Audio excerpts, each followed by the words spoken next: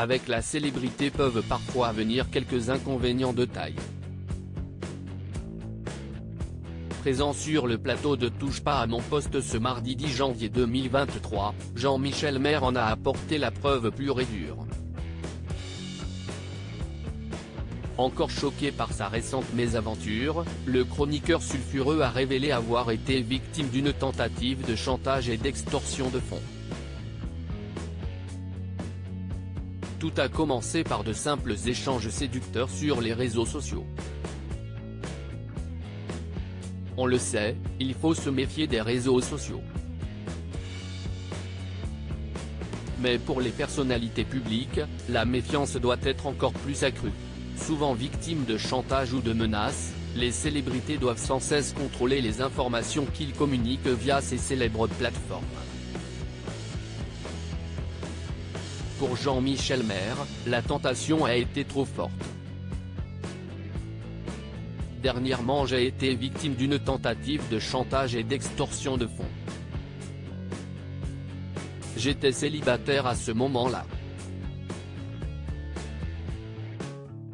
Et comme par hasard, quand on est un peu connu, on reçoit beaucoup plus de messages de jeunes filles jolies, que quand on est dans l'ombre, a-t-il commencé à expliquer face à Cyril Hanouna et les autres chroniqueurs.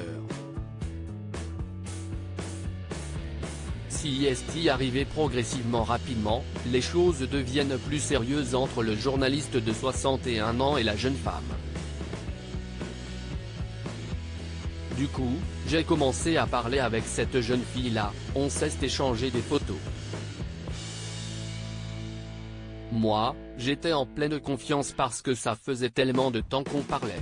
Puis si est arrivé progressivement, on s'est échangé des messages, on se racontait nos vies, si est devenu plus intime. A-t-il continué? Certain de pouvoir faire confiance à cet inconnu, Jean-Michel Maire finit malheureusement par déchanter. Un jour, un journaliste du magazine Public, que je connais un peu, m'a appelé en me disant « Est-ce que si est normal qu'on reçoive des photos intimes de toi à la rédaction ?»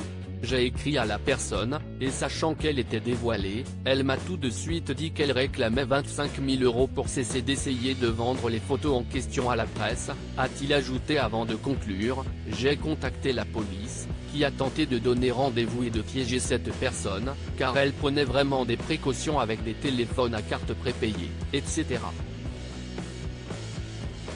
Mais elle a dû se méfier et la police n'a pas réussi à la choper. Mais à un moment j'ai quand même eu un peu peur, parce que ça devenait vraiment très intime.